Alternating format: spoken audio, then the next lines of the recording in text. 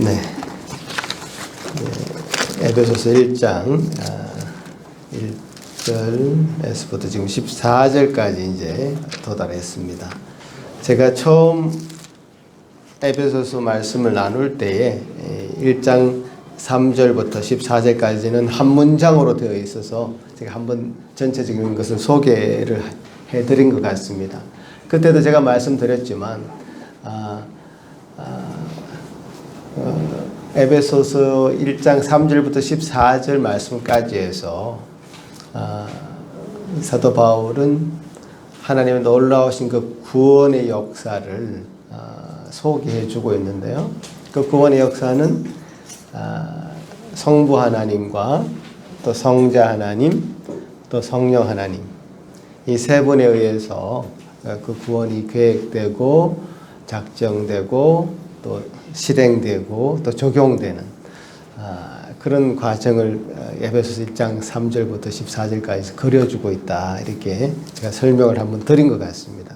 그래서 오늘 우리가 드디어 도달한 곳은 그 성령 하나님에 대한 말씀입니다. 그러니까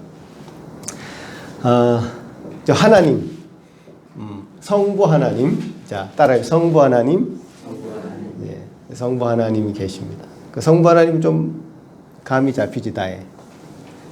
이 세상을 창조하시고 이 세상을 다스리시고 통치하시고 그 아들 독생자를 보내주시고 그런 성부 하나님이 계시고 또 아들 되시는 성자 하나님, 따라 성자 하나님, 성자 하나님, 예수 그리스도 성자 하나님 이렇게 표현하죠.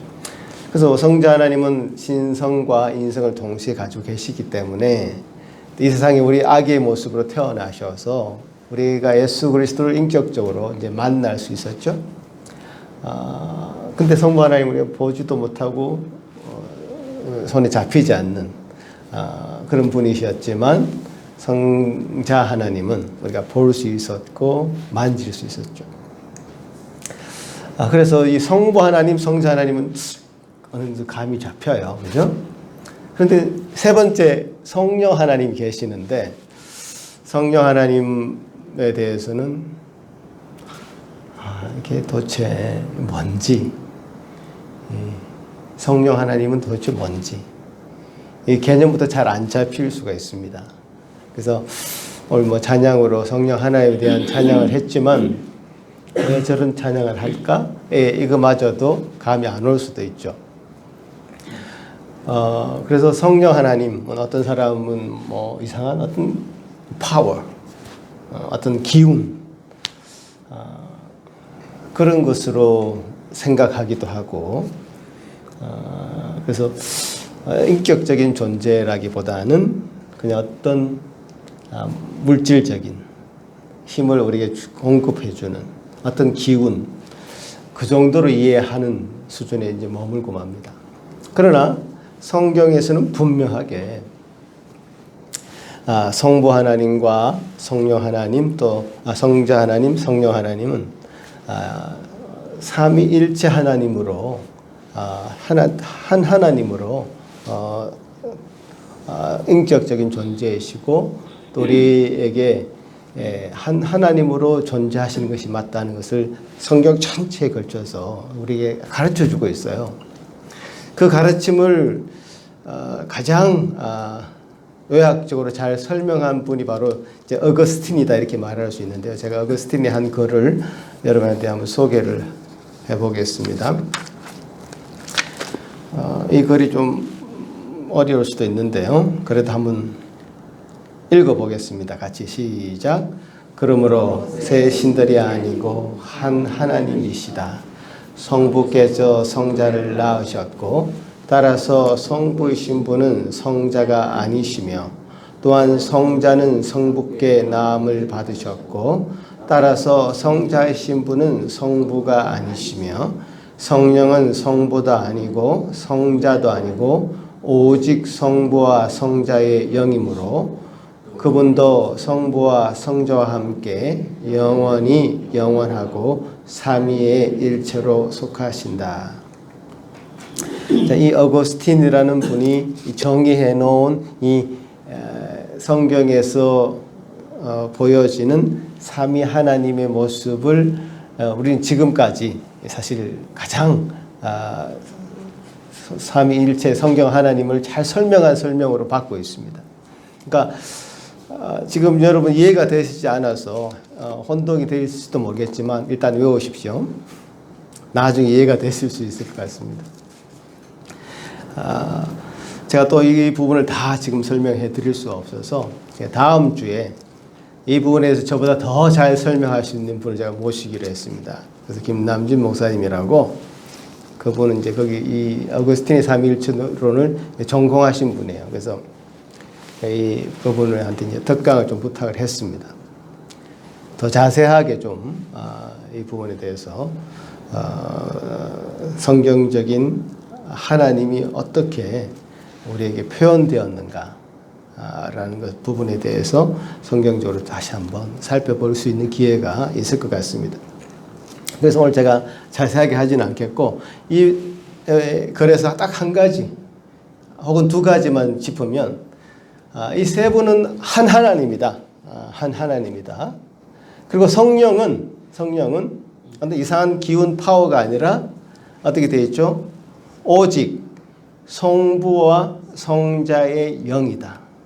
하나님의 영, 예수 그리스도의 영이다. 여기까지만 여러분 기억해 주시면 좋을 것 같습니다. 성부 하나님의 영, 성자 하나님의 영이기에 성부 하나님과 절대로 성령 하나님은 다르지 않고 같은 마음을 품고 계시고, 또 성자 하나님의 뜻을 배반하여서 다른 길로 가지 않으시고 성자 하나님의 뜻을 이루시고 적용하시는 분이시죠. 그러니까 말씀에 기록된 하나님과 또 말씀으로 우리에게 실제로 육신이 되어서 이 땅에 우리에게 보여주신 성자 하나님의 그 말씀이 우리 마음 가운데 적용할 수 있도록 도와주시는 분이 성령 하나님이다. 이렇게 일단은 이해를 하시고 넘어가시면 좋을 것 같습니다. 그러니까 웨스트민스터 신앙 고백서에서도 이 성령 하나님에 대해서 말씀하시기를, 성령은 우리의 구원의 적용을 이루시는 유일한 동인이다. 이제 이렇게 정의하고 있습니다. 한번 읽어볼까요? 시작. 성령은 구원의 적용을 이루시는 유일한 동인이시다. 그러니까 구원이 하나님에서 계획되었고 예수 그리스도에서 실행되었죠. 근데 그 구원이 우리 인간들에게 적용할 수 있는 유일한 동인은 바로 이 성령 하나님이시다.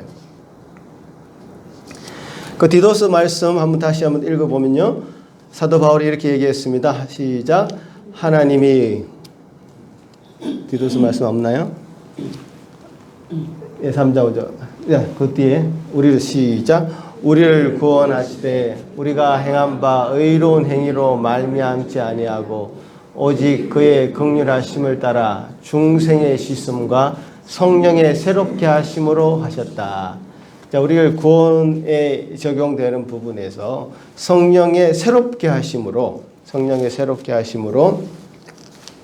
이 구원은 적용될 수 있었다. 성령의 새롭게 하심으로 우리는 새로운 사람이 될 수 있었다. 이런 표현을 하고 있죠. 그래서 구원의 이 과정 속에서 성령의 주된 역할은 우리와 그리스도를 하나 되게 만드는, 그러니까 우리와 그리스도를 연합하게 만드는 동인이 바로 이제 성령이시다 이 말입니다. 그래서 구원을 우리 마음에 적용시키는데 성령이 역할을 하신다면, 우리 이 말씀을 다시 한번 짚지 않을 수 없는데요. 로마서 8장 9절 말씀 시작. 만일 너희 속에 하나님의 영이 거하시면 너희가 육신에 있지 아니하고 영에 있나니 누구든지 그리스도의 영이 없으면 그리스도의 사람이 아니니라. 이제 그리스도의 사람, 그리스도인이라 이렇게 했을 때는 그리스도의 영, 즉 성령이 존재하고 있어야 된다. 그 마음 가운데. 자, 그 다음에 고린도서 3장 16절 같이 한번 또 읽어보겠습니다. 시작. 너희가 하나님의 성전인 것과 하나님의 성령이 너희 안에 계시는 것을 알지 못하느냐. 하나님의 성령이 우리 안에 계신다는 것을 어떻게 알지 못하느냐. 그 성령께서 우리 마음 가운데 계셔서 우리는 비로소 그리스도의 사람, 하나님의 사람이 될 수 있었던 것이죠. 그리고 이제 고린도전서 12장 3절에 또 이렇게 말씀하십니다. 같이 읽어보겠습니다. 시작. 성령으로 아니하고는 누구든지 예수를 주시라 할 수 없다. 자, 아주 결정적인 대목이죠. 여러분이 예수 그리스도를 주님이라 예배하고 있습니다. 예수 그리스도를 주님이라 인정하고 있습니다. 예수 그리스도를 우리 나의 주인으로 모시고 있습니다. 그 말은 성령이 아니고서는 고백할 수 없는 말이다. 성령께서 우리 마음 가운데 계시기에 우리는 이 세상의 주인, 이 세상의 만몬 신을 섬기는 것이 아니라, 이 세상의 다른 어떤 신을 섬기는 것이 아니라 이 천지 만물을 창조하신 창조주 하나님, 또 그 아들 독생자 예수 그리스도를 섬길 수 있는 것이죠. 그분을 우리의 인생의 주인으로 모시고 살 수 있는 그 유일한 근거는 성령께서 우리 마음 가운데 계셔서 예수 그리스도를 주인으로 모실 수 있도록 하셨고, 또 그렇게 예수 그리스도를 주로 시인할 수 있도록 하셨다는 뜻이죠. 성령께서 그래서 우리의 마음 가운데 구원의 확신을 더하여 주셨습니다. 로마서 8장 말씀 있나요? 예. 8장 말씀 시작 같이 읽겠습니다. 시작. 성령이 친히 우리 영으로 더불어 우리가 하나님의 자녀인 것을 증거하십니다. 예, 성령이 친히 우리 영으로 하나님의 자녀인 것을 증거하십니다. 이러한 증거는 가끔 우리 기분이 좋을 때, 또 뭔가 우리가 감정적으로 확 끌어오를 때만이 아니라 우리 평생에, 전생에 걸쳐서 지속되는 그런 은혜인 것이죠. 그래서 성령께서는 우리를 결코 홀로 내버려 두지 않으십니다. 아까 사도 다윗이 나를 주께 멀리 보내지 마시고 주의 성령을 내게 거두지 말아 달라고 간절히 기도하잖아요. 그만큼 어떤 성령께서 자기 마음 가운데 거하고 있는 은혜를 그는 체험하고 알고 있었고, 성령께서 자기 자신의 죄를 지적할 때 그 아픔을 그렇게 토로하고 있는 것이죠. 성령께서 있는 그 마음 가운데 있는 그 사람에게는 그런 고통을 토로하지 않을 수 없습니다. 죄가 그 가운데 들어왔을 때 성령과 죄는 함께 거할 수 없습니다. 성령과 죄는 함께 거할 수 없기 때문에 죄가 거하든지 성령이 거하든지, 그 죄가 우리 마음 가운데 들어오면 토해낼 수밖에 없죠. 토해낼 수밖에 없기 때문에 다윗과 같은 그런 고백을 하는 것이죠. 주님, 제발 내 가운데 죄가 지배하지 않도록 하시고 성령이 지배할 수 있도록 해 주십시오. 이렇게 정말 부르짖을 수밖에 없죠. 사도 바울도 자기 마음 가운데 성령과 죄가 동시에 이게 거할 때가 있었던 것 같습니다. 이 사망의 몸에서 누가 나를 건져내겠는가? 라고 절규하는 때가 있었습니다. 그런 절규를 하면서 내 마음 가운데 있는 죄를 토해낼 수밖에 없는 그런 사람이 바로 성령의 사람인 거죠. 죄가 들어왔는데도 아무렇지도 않아. 그러면 그 마음에 성령이 거하는 사람이 아닌 것이죠. 그게 뚜렷한 증거인 것 같습니다. 성령께서는 우리 가운데 예수 그리스도를 주인으로 모실 수 있는 그런 마음을 주셨고 주인으로 시인할 수 있는 마음을 주셨습니다. 그래서 고린도서 6장에는 이런 말씀을 합니다. 그러나 너희는 주 예수 그리스도의 이름과 우리 하나님의 성령 안에서 씻음과 거룩함과 의롭다 하심을 얻었다. 그래서 예수 그리스도께서 우리를 위하여 십자가에 달려 돌아가심으로써 구원을 실행하셨을 때 그 놀라운 구원의 은혜가 성령님으로 말미암아 우리에게 적용되는 것이죠. 그래서 우리가 새로운 사람으로 의롭다함을 칭함받는 새로운 사람이 되었다, 그죠?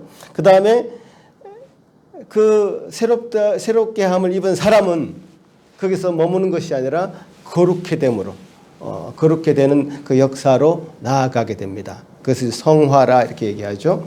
그 성화하는 과정 가운데 성령은 가장 아주 깊은 관여를 우리에게 하게 되십니다. 그게 바로 이제 사도 바울의 고백과 또 다윗의 고백 가운데 보여지는 그런 죄 때문에 주님 앞에 토로하는, 죄 때문에 주님 앞에 메어 달리는 그런 것들을 성도들의 삶 가운데 보게 되는 것입니다. 또한 갈라디아서 말씀 제가 또 읽지 않을 수가 없는데요. 갈라디아서 4장에 뭐 성경의 전과 너무 많습니다. 그래서 여러분 성경 전체를 한번 보시면 지금 어거스틴이 말씀하신 그 성부 하나님과 성자 하나님, 성령 하나님의 어떤 균형 잡힌 이 말이 얼마나 정확한 말인가. 이 성경에 기록된 하나님을 얼마나 정확하게 소개해 주고 있는가. 라는 것을 더 이제 알게 되실 건데요. 갈라디아서 말씀은 이렇게 또 말씀하십니다. 같이 한번 읽어보겠습니다. 시작. 너희가 아들인 거로 하나님이 그 아들의 영을 우리 마음 가운데 보내사 아빠 아버지라 부르게 하셨다. 예. 그래서 우리가 아빠 아버지, 우리 어린아이들이 아버지를 부를 때 아빠라 부르잖아요. 이제 그 말하고 똑같은 말입니다. 그죠? 아빠, 아버지. 어린아이의 심정으로 정말 의지할 것이 아버지밖에 없는, 부모님밖에 없는 그런 어린아이, 지금 갓 태어난 그 주한이 같은 아이들이 어머니의 젖을 사모하는 그거에 매달려 있는 그 모습을 상상하시면 됩니다. 거기에 의존할 수밖에 없는 그 어린 아이의 그 심정으로 아버지 또 엄마를 부르는 그 아이의 마음으로 아버지를 부르는 그것은 하나님의 영으로 말미암아 성령으로 말미암아 가능해진 것이다. 이미 비슷한 말씀이 로마서 8장에 되어 있습니다. 같이 한번 또 읽어보겠습니다. 시작. 너희는 다시는 무서워하는 종의 영을 받지 아니하고 양자의 영을 받았으므로 우리가 아빠 아버지라고 부르짖느니라. 우리가 아빠 아버지, 하나님을 아버지라, 하나님을 아빠 아버지라 부르짖게 되는 그런 근거에는 성령 하나님이 그렇게 우리에게 부어주신 은혜가 있었다 이거죠. 우리는 더 이상 종들이 아니라 하나님의 자녀로서, 하나님의 아들과 딸로서 하나님을 아빠 아버지라 부를 수 있도록 은혜를 주신 것이죠.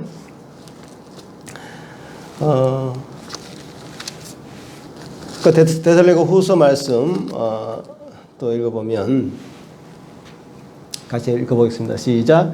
너희를 택하사 성령의 거룩하게 하심과 진리를 믿음으로 구원을 받게 하심이니. 자, 진리를 내가 믿게 되고 알게 되고 내 마음 가운데 수납하게 된 것, 성령의 은혜였죠. 또 거룩하게 되는 그런 길을 가게 되는 그것도 성령의 은혜였습니다. 성령은 그리스도의 거룩해 하는 영이다. 이렇게 부르고 있습니다. 성령은 그리스도의 거룩해 하는 영이다. 그래서 에베소서 4장 30절에는 이렇게 말씀하십니다. 같이 읽어보겠습니다. 시작. 하나님의 성령을 근심하게 하지 말라.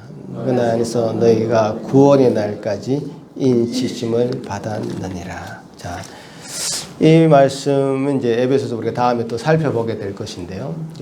우리가 우리 마음 가운데 있는 그 성령을 근심하게 하지 말아라. 근심하게 하지 말아라. 우리 죄가 들어오면 성령이 어떻게 돼요? 근심하게 되겠죠. 그 죄가 들어와서 성령을 근심하게 되는 그 일을 우리의 마음 가운데 반복적으로 일어나게 하도록 하지 말아라. 물론 그럴 수 있지만 그것이 우리가 거룩해 되는 그런 과정 속에서 점점 그 횟수가 줄어들고 그 강도가 줄어드는 그런 은혜가 있기를 바랍니다. 저와 여러분에게 있기를 바랍니다. 아멘. 예. 그래서 여기서 이제 인치심이라는 말이 나왔는데, 이 말이 사실은 뭐 우리가 사용하는 잘 용어가 아닙니다. 제가 그림을 이게 바로 인입니다. 도장, 그죠? 여기 집사님 여기 도장을 그림을 그려 놓으시고 도장을 찍으셨죠? 이게 바로 인입니다. 인이라는 것에는 세 가지 의미가 있습니다. 첫 번째는 이게 진짜다.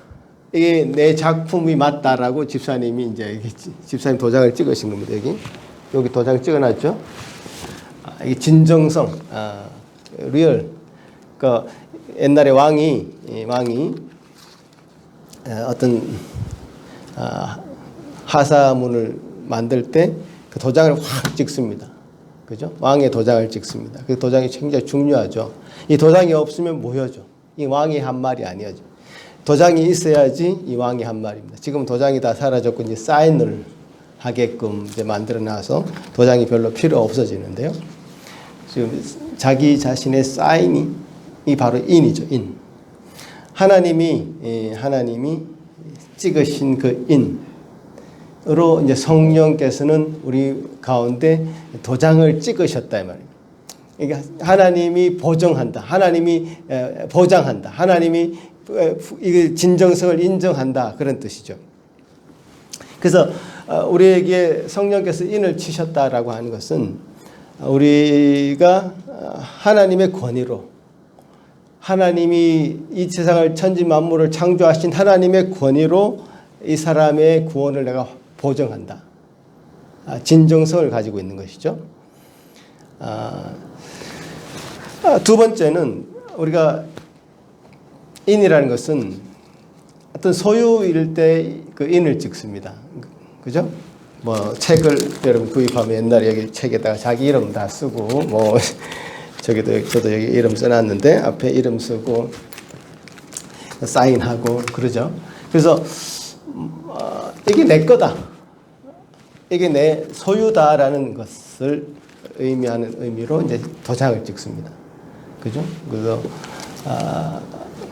동물들 이제 구입을 하면 그래서 동물을 이제 돼지를 많이 잡았다, 소를 잡았다 하면 그 도장을 찍죠. 어프로브 된 도장을 찍죠. 도장을 찍어서 자기 소유인 것을 표시를 합니다. 세 번째는 그 인이라는 것은 그 시큐리티입니다. 시큐리티. 제가 그림을 하나 준비했는데 여기 바로 인입니다. 이 포장을 이렇게 해서 어떤 사람에게 보낼 때 이 봉인이 뜯어지면 그 안에 포장물을 누가 본 것이기 때문에 보지 못하도록 봉인을 하죠. 제가 회사에서 했던 일이 바로 이런 쉬핑하는 일을 했는데요.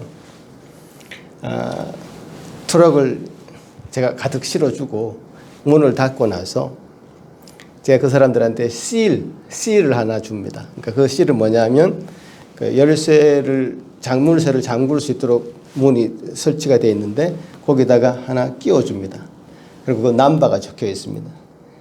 그래서 그게 부러지면 이 사람이 이제 중간에 가다가 딴 걸 넣거나 빼거나 한 것이죠. 그래서 그 사람 그 실은 절대로 풀지 못하도록 되어 있죠. 어느 목적지에 가서 어떤 사람이 그 물건을 받을 때 그 사람이 그 실 넘버를 확인하고 이게 쇠 끊는 그걸로 확 끊어서 그 문을 열게 되어 있습니다. 그게 seal이죠, seal. in입니다, in. 봉인했다 할 때 그 내용이죠. 그래서 우리가 성령께서 인을 치셨다라고 이제 말하는 것은 우리의 구원이 정말 보장된 것이다, 보장된 것이다, 보증된 것이다 이렇게 얘기할 수 있는데 그 보증은 하나님의 권위에 있는 것이고 또 하나님의 소유인 것을 표시하는 것이고 이 인은 어떤 누구도 해체할 수 없는 봉인 해제할 수 있는 것은 바로 하나님밖에 없다라고 하는 그것을 의미하는 하나님 그 성령님의 인치심이죠. 이해가 되십니까? 성령의 인치심은 이런 의미를 가지고 있습니다. 그래서 성령께서 우리에게 인을 이렇게 치셔서 내가 구원받은 자임을 하나님께서 보장하시고 또 보증하신다. 그래서 오늘 말씀에도 이제 한 성령께서는 우리의 보증이 되신다 이런 말씀을 하셨는데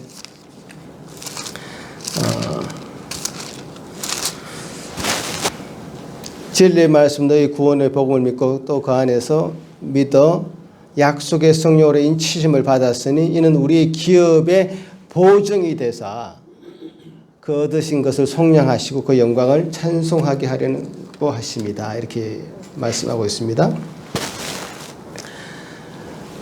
보증이 됐다는 것은 여러분 성경이 저하고 다를 수 있는데 거기 보면 마크가 돼서 찾아볼 수 있도록 해놨습니다. 그 보면 넘버 4라고 되어 있는데 그 밑에 쭉 성경 밑을 찾아보시면 보증금이라고 되어 있습니다. 보증금.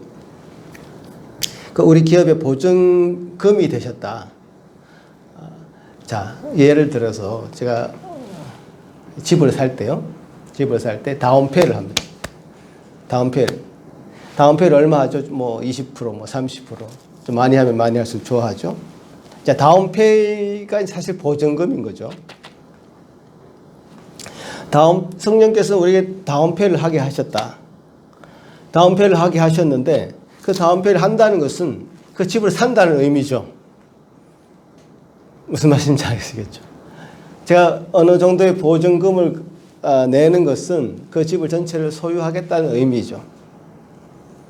성령님이 우리에게 보증이 되신다 라고 하는 것은 전체 구원의 과정에서 성령께서 우리에게 주신 것은 약간 보증금 정도인 것 같습니다. 지금 완성되진 않았어요. 완성되진 않았지만 이 전체의 것을 내가 소유할 것이라는 것을 미리 알려주시고 또 그것을 우리에게 가르쳐 주신 것이죠. 자, 이거 앞으로 다 소유하게 될 거야. 전체 구원의 놀라운 그 효력을 내가 다 누리고 알게 되고 내 것으로 만들 거야. 그런데 지금 그래서 성령께서 지금 보정이 되셨는데 그것은 전체의 것을 소유하기 위해서 지금 맛보기로 보여주시고 알려주시고 그래서 이것은 취소되거나 뒤로 물리거나 할 수 없는 전체의 것을 소유하기 위해서 디파짓하는 다운페이하는 그런 것이 바로 이제 성령의 인치심이다. 이렇게 이제 사도 바울은 설명하고 있는 겁니다. 사도 바울의 설명이 지금 이런 설명으로 되어 있습니다. 그러니까 성령께서 지금 인치시는 것은 전체의 것을 소유하기 위해서 지금 우리에게 보여주시는 보증이고 보장이다. 이렇게 말씀을 하시는 것이죠. 그래서 왜 이런 성령의 인이라는 것이 그 신약에서 이게 강조가 됐냐면요.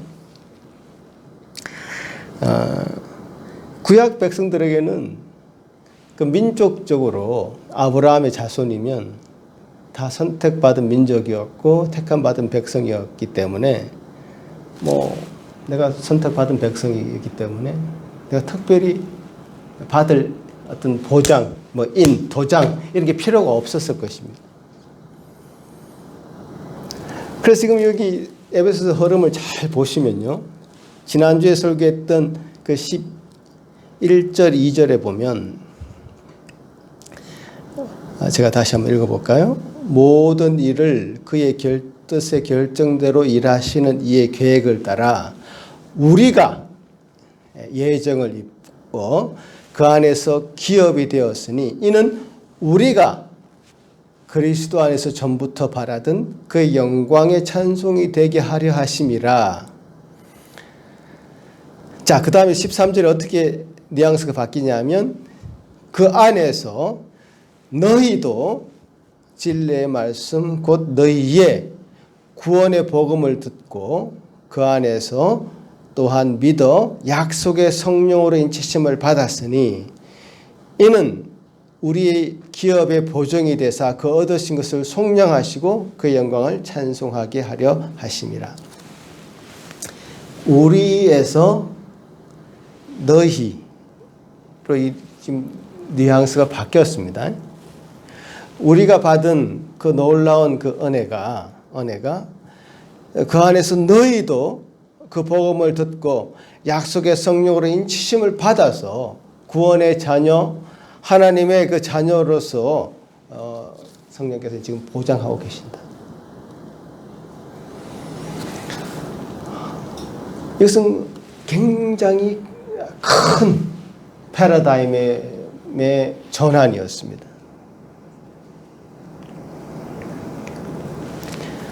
아브라함의 자손 외에 지금 이방인들에게 우리를 포함한 그 이방인들에게 복음의 문이 활짝 열렸는데 그 복음의 문이 활짝 열림으로 구원의 자녀, 하나님의 자녀라고 하는 그런 확신을 갖게 될 때에는 성령께서 치시는 그 인이 그 확신의 근거가 분명하게 된 것이죠.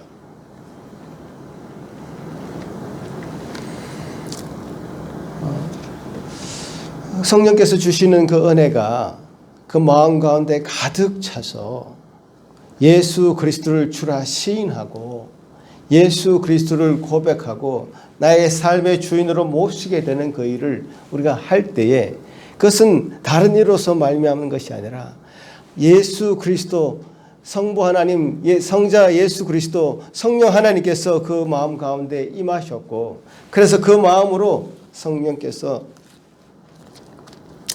예수 그리스도를 주로 우리로 하여금 시인하게 하신 것입니다. 그것은 것이 아니라 성령께서 택하시는 거룩한 은혜로 말미암은 것입니다. 성령께서 우리에게 임하시는 그 은혜가 성령의 그 내주하심의 은혜다. 이렇게 이제 전문적인 용어로 이렇게 얘기하는데 내주하신다. 성령께서는 내주하시는 그 은혜는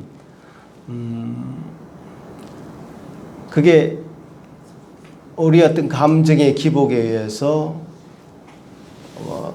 성령이 그 내주가 없어지거나 사라지거나 하는 것이 아니라 우리 마음 가운데 평생 내주하시고 평생 우리 마음 가운데 계시면서 끝까지 우리의 구원을 완성시키시고 책임지시는 그런 분으로서 우리와 함께 하시고 그래서 성령을 근심하게 하지 않고 구속의 날까지 인치심을 받은 자로서의 그 모습을 유지하라고 권면하고 있는 것입니다. 그러기에 우리가 그 성령의 인치시는 그 은혜를 우리가 스스로 고백할 수 있습니다. 여러분이 예수 그리스도를 주로 시인한다면 예수 그리스도를 믿고 하나님의 자녀가 되었다는 여러분 마음 가운데 확신이 있으면 성령께서 여러분 마음 가운데 거하신 것입니다. 그 확신을 가지시기 바랍니다. 그 확신 가운데 서 계시고 성령께서 여러분 가운데 말씀하십니다. 탄식하면서 여러분을 위해서 기도하십니다. 여러분이 하나님 앞에 말씀 가운데 제대로 서 있지 않고 다른 길로 갈 때에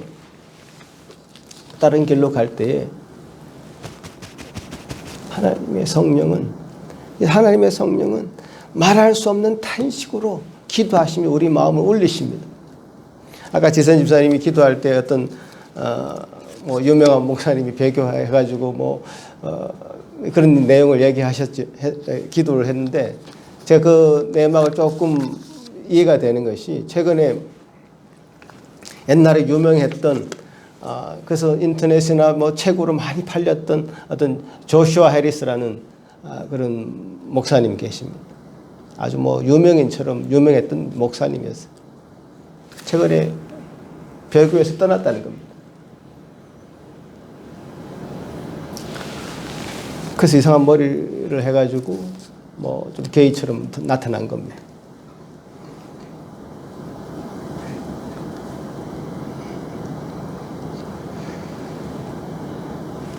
나는 그 사람이 그렇게 된 것은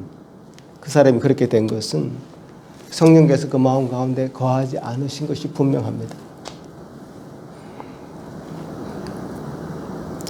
성령을 근심하게 하는 그런 일이 그들에게 반복이 되었었고 그 사람의 삶은 그냥 외부로 드러나는 삶, 그래서 유명해진 그 명성에 어울리는 행동을 했을 것입니다. 가까이서 부인은 그 모습을 다 봤겠죠. 부인하고 이혼하고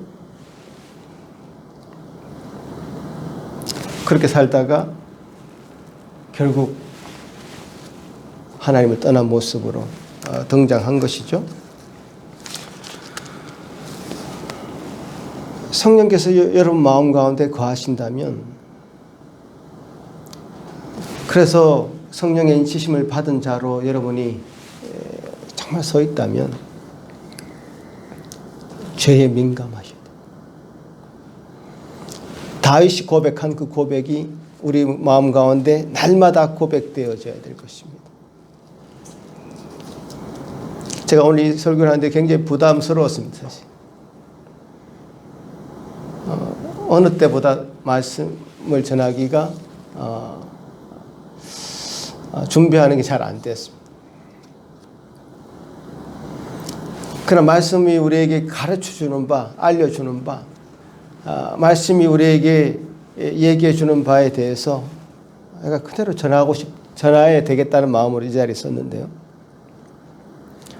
내 마음 가운데 주님께서 주시는 그 은혜로 충만하지 않을 때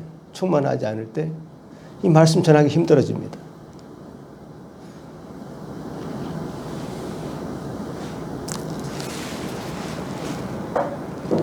주님께서 주시는 은혜가 충만하지 않더라도 주님께서는 우리를 끝까지 보장해 주시고 보증해 주시고 끝까지 그 완성의 날까지, 구속의 날까지 인치심을 완성시켜 주실 분임을 저희는 확신합니다. 그러므로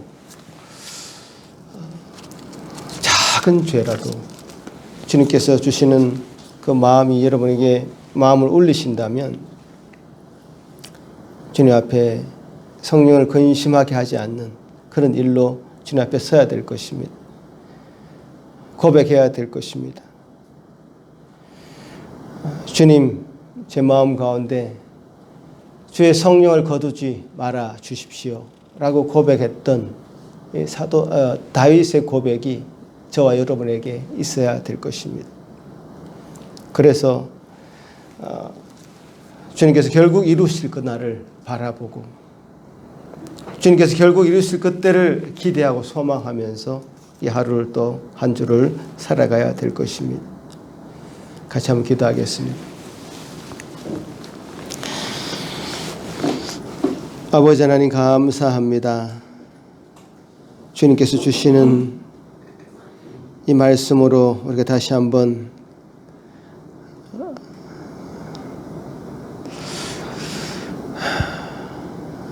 주님 앞에 설 수 있도록 은혜 주신 것 감사합니다. 성령이 아니고서는 어느 누구도 예수 그리스도를 주라 시인할 수 없다고 말씀하셨는데 주 예수 그리스도를 우리 인생 가운데 모시게 하시고 예수 그리스도를 따라갈 수 있도록 우리가 우리 마음을 드릴 수 있게 된 것 하나님의 크신 은혜입니다. 하지만 우리가 살아가는 가운데 바울과 같이 또 다윗과 같이 참으로 죄로 말미암은 정말 성화의 고통이 있는 줄 압니다. 주여 도우셔서 우리가 참 죄에 민감하게 도와주시고 성령께서 우리 마음에 거주하실 때에 내주하실 때에 죄와 동시에 거주할 수 없음을 우리가 분명하게 알게 하시고 성령으로 날마다 충만해지기를 기도하는 우리 모든 성도들 다 될 수 있도록 도와주시옵소서. 아버지 하나님, 우리가 참 주님 앞에 이렇게 설 때마다 예배할 때마다 우리 자신을 돌아보지 않을 수 없습니다. 참회하지 않을 수 없습니다. 주여 도우셔서 우리가 주님 앞에 더 정말 주님이 원하시는 모습으로 한 걸음 한 걸음 더 나아갈 수 있도록 저희 모든 성도들 다스려 주시옵기를 소망합니다. 주님, 결코 실패하지 않으시는, 결코 실수하지 않으시는 그 놀라우신 하나님의 은혜에 그 구원의 놀라운 효력이 성령으로 말미암아 인치 주셨고 그 인치심을 받은 모든 백성들이 결국 구원의 날에 다시 한번 영화롭게 되는 놀라운 것을 보게 하시고 그 영화의 단계에 다 같이 가서 하나님 앞에 즐거이 설 수 있는 저희들 다 될 수 있도록 도와주시옵소서. 감사합니다. 오늘 우리에게 허락하신 이 말씀으로 인하여 다시금 힘을 얻고 살아가길 소망합니다. 예수님의 이름으로 기도하옵나이다. 아멘.